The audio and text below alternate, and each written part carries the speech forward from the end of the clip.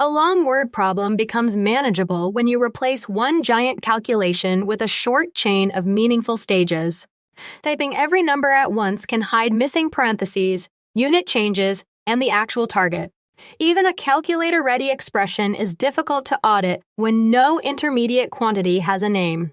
A staged solution finds the base amount, applies each adjustment, and labels every result. For an $80 item discounted 25% and then taxed 8%, the staged result is $64.80. Both arithmetic and meaning remain visible when each line answers one small question. Plan the pathway before entering numbers into the calculator. A few labeled lines are faster to debug than one mysterious display. Before calculating, build a compact map of the problem. Name the final target in plain language, including its unit. List the givens and convert any incompatible units. Choose the formulas or percent relationships that connect the givens to the target. Record constraints such as round to cents, buy whole containers, or exclude an opening. Then arrange those pieces in the order they must be produced. Every intermediate result should have a name, a unit, and a reason for appearing. That map keeps the final question in view.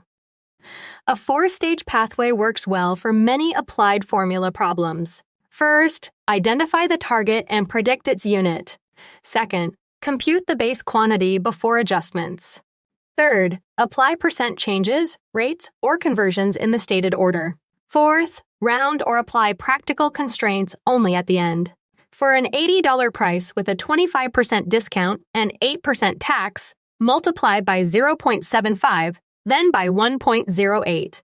The final price is $64.80.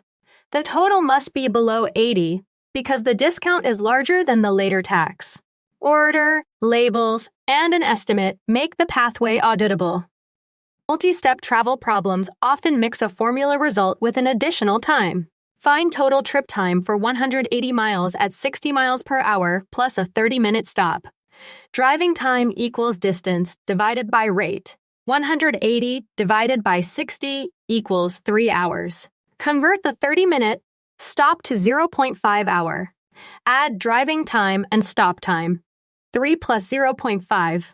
The total trip time is 3.5 hours. That is 3 hours and 30 minutes. The stop must make total time larger than the 3-hour driving time. Convert compatible units before adding times.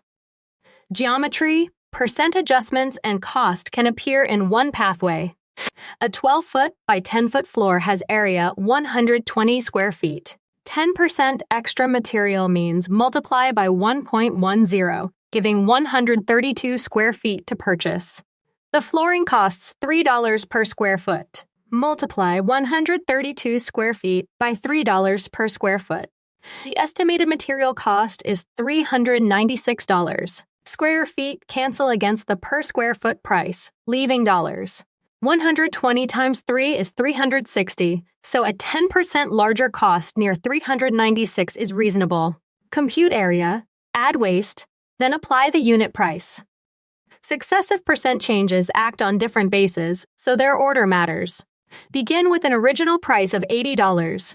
A 25% discount leaves 75%, so multiply by 0.75 to get $60.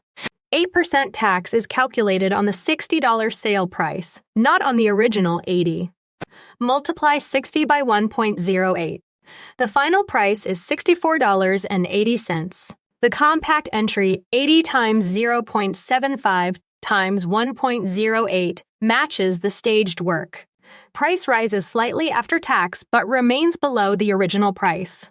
Label each percent multiplier by what it does.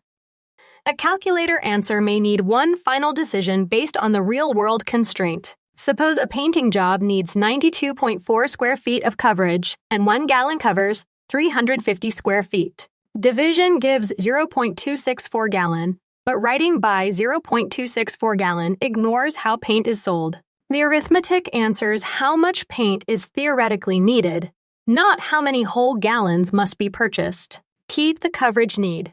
92.4 square feet. Divide by 350 square feet per gallon to get 0.264 gallon. Round up to 1 whole gallon because a shortage would fail the task. This is a constraint decision, not ordinary nearest number rounding.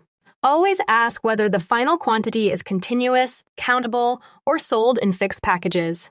Interpret the display in context before reporting it. Use a 4-part finish for every multi-step formula problem. Target. State exactly what the final answer represents. Path, order formulas, conversions, and adjustments. Precision. Keep full values until the endpoint. Audit. Check sign, unit, magnitude, and practical constraint. Challenge. A circular garden has diameter 10 feet, and 1 bag covers 20 square feet. How many whole bags are needed? Radius is 5 feet, so area is 25 pi, about 78.54 square feet. Divide by 20 to get about 3.93 bags. Because bags are whole purchase units, round up to 4 bags. Plan, solve, preserve precision, and interpret the final display.